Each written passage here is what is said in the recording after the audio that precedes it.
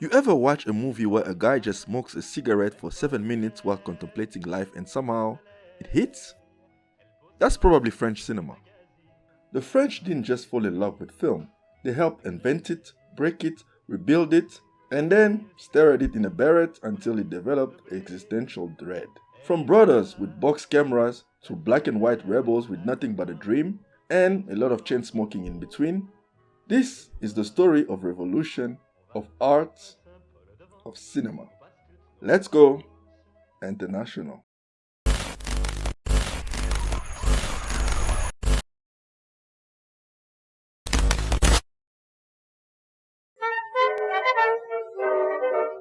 We start in 1895, not just the start of French cinema, but the start of cinema, period. In Lyon, two brothers, Auguste and Louis Lumière, developed a curious little machine called the cinematograph. It was a camera, a printer, and a projector all in one. With this, they produced short, documentary-style slices of everyday life. Workers leaving a factory, a baby being fed, a train arriving at a station. The last one, l'arrivée d'un train en gare de la Ciotat. Yes, French is my first language. And yes, I'm flexing. Anyway, the film became a legend. Why? Because when it screened publicly, audiences ducked. They thought the train was coming for them. People screamed, some reportedly ran out of the room. For the first time in human history, we mistook light for reality, and movies were born. But the Lumière brothers, being practical engineers, thought that cinema was a passing phase. Louis Lumière reportedly said that the cinema is an invention without a future. They didn't chase spectacle. That will come next. If the Lumières were the scientists of cinema, Georges Méliès was its first magician, a stage illusionist turned filmmaker. Méliès saw the camera not as a recorder of life, but as a tool for dreams. He painted sets, built props, and pioneered special effects like multiple exposures, time-lapse, dissolves, and hand-painted color. In 1902, Méliès released Le Voyage dans la Lune, also known as A Trip to the Moon. You know that one? You know the one I'm talking about, right? The one where a rocket crashes into the moon's eye. It's whimsical, surreal, and absolutely foundational. More importantly, it introduced narrative to film. Cinema was no longer just a novelty. It was storytelling. Méliès made over 500 films. Many of them are lost, but his impact remains everywhere. Even in movies like Star Wars, he proved that films could be fantasy, fiction, and could be art.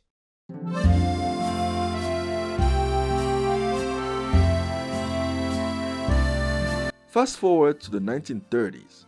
The world is in turmoil. France, still recovering from World War I, is in the midst of the Great Depression. Political instability is rising, fascism is creeping across Europe, and existential dread is in the air. Naturally, French filmmakers start leaning into melancholy. This is the era of poetic realism, a style that blended greedy, often tragic stories with lyrical visuals.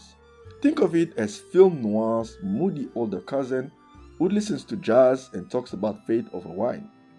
Directors like Jean Vigo, Marcel Carné, or Jean Renoir created films that were visually elegant but thematically grim.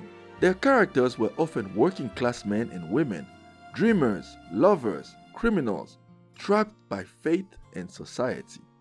Take La Talente, the 1934 film directed by Jean Vigo. It's a story about newlyweds living in a barge. But beneath the surface, it's a meditation on love, distance, and emotional drift. It feels like a memory caught on celluloid. Or Le Quai des Brumes, in 1938, directed by Marcel Carné. A deserter falls in love with a woman in a fog-drenched port city, only to be undone by circumstance.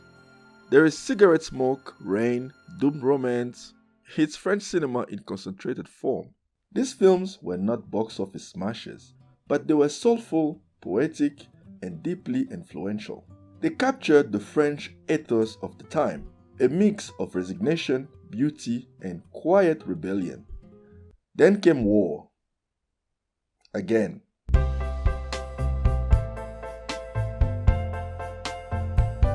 In 1940, Germany occupied France. The Vichy regime, collaborating with the Nazis, imposed strict censorship on all media, including film. Certain directors and actors were banned, scripts were scrutinized, and any subversive material was out. But the French film industry didn't die. It adapted. Some filmmakers went underground. Others used metaphor, allegory, and coded dialogue to sneak resistance into their films. The result was a strange paradox, a golden age of creativity under brutal constraints. The crown jewel of wartime French cinema is Les Enfants du Paradis, the 1945 film directed by Marcel Carné and written by Jacques Prévert. The movie was filmed during the occupation under dangerous conditions, as some crew members were part of the resistance and others were hiding their Jewish identity. The film is a grand 3-hour romantic epic set in the theater world of 19th century Paris. It's about love, performance, illusion, and identity. But underneath, it's about survival and resistance. The thought it was just costume drama, but the French audiences saw it as a quiet act of defiance. When the war ended, Les Enfants du Paradis premiered to massive acclaim. It was a symbol not just of artistic triumph, but of the enduring power of cinema, even under oppression. The war was over, but French cinema was about to enter its most famous and rebellious phase. By the late 1950s, French cinema was stuck in a rut.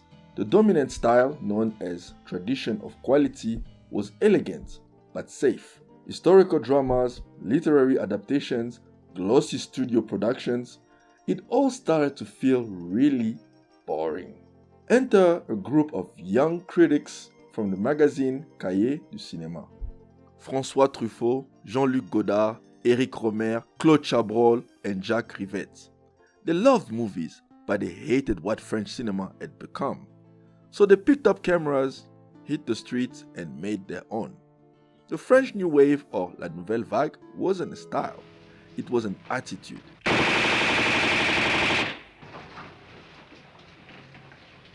Directors used handheld cameras, natural lighting, and non-professional actors. They shot on location instead of studios. They broke the rules of continuity editing. Plot structure were optional. Dialogue was improvised. The fourth force was meant to be broken. C'est beau le soleil. Vous voyez, elle pense qu'à rigoler. À qui tu parles? Spectateur. Godard's Breathless in 1960 was a cinematic Molotov cocktail. Jump cuts, jarring edits, and characters would directly address the camera. It was rough around the edges and totally electrifying. Truffaut's The 400 Blows, or Les 400 Coups in 1959, was more tender, a semi-autobiographical story of a troubled boy in Paris. It ends with one of the most iconic freeze frames in cinema.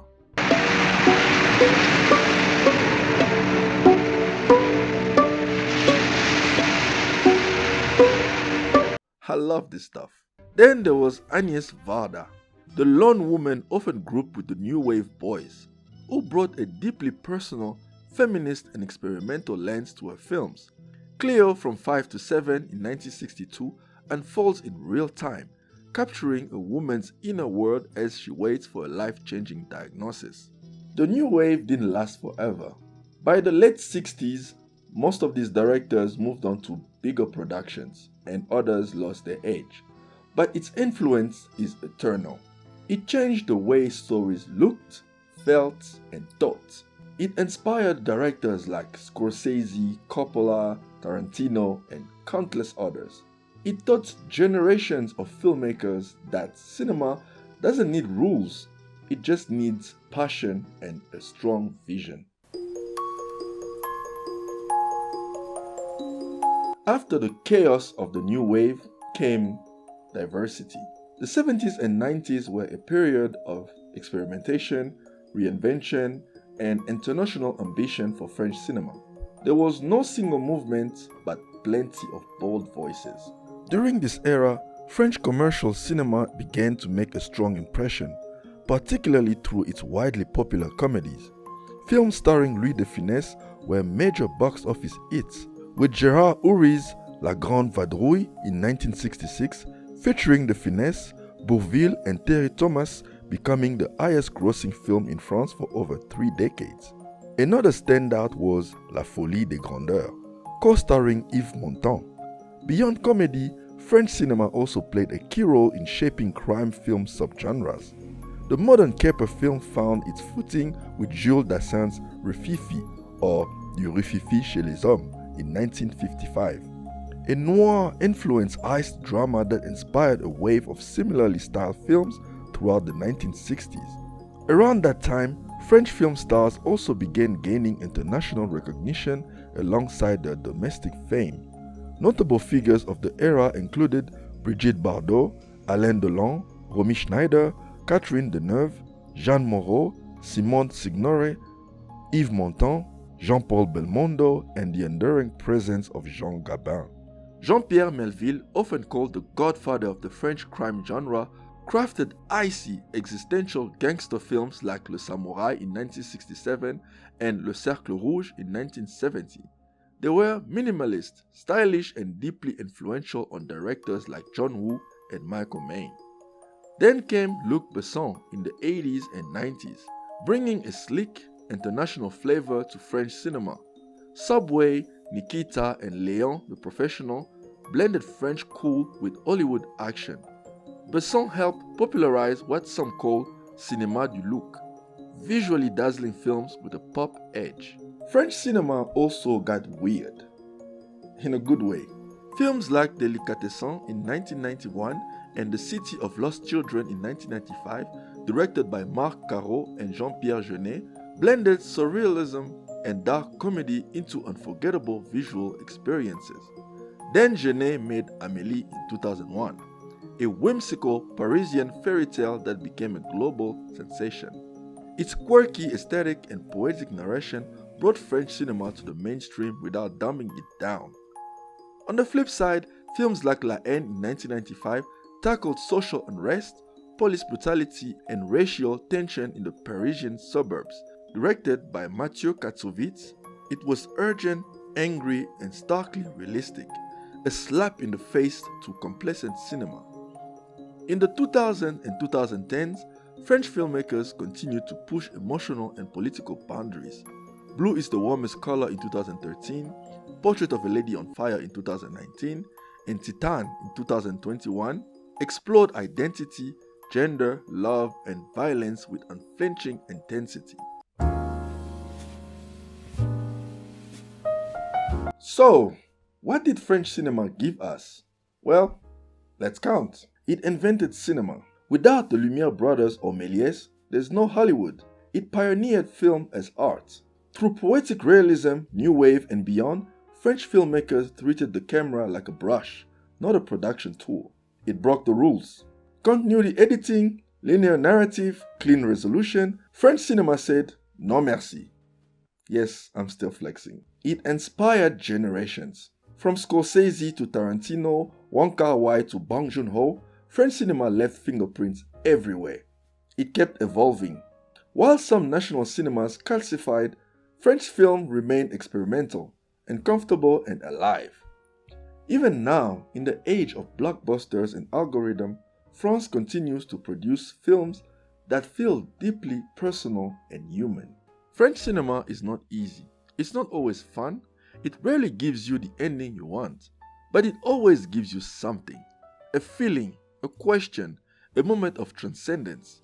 From a silent train arriving at a station to a woman waiting for test results in real time. From cigarette-lit alleys to pastel cafes in Montmartre.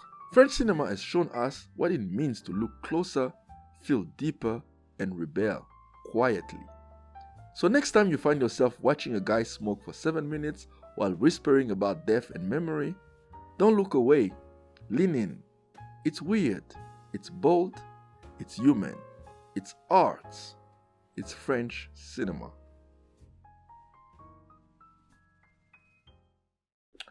Hi guys, merci for watching. Yeah, face reveal. I guess when you pass 6,000 subscribers, you kind of have to reveal yourself, right? That's how it works, right? I think. So anyway, thank you for your support as always. It's always deeply appreciated. There's a lot of great stuff I'm working on, and a lot of great things coming your way. I cannot wait to share. But in the meantime, tell me, what's your favorite French film? What's your least favorite? I want to know. Let's be pretentious together, alright? Anyway, thank you as always for watching. I'll see you in the next one very soon. Take care. Ciao.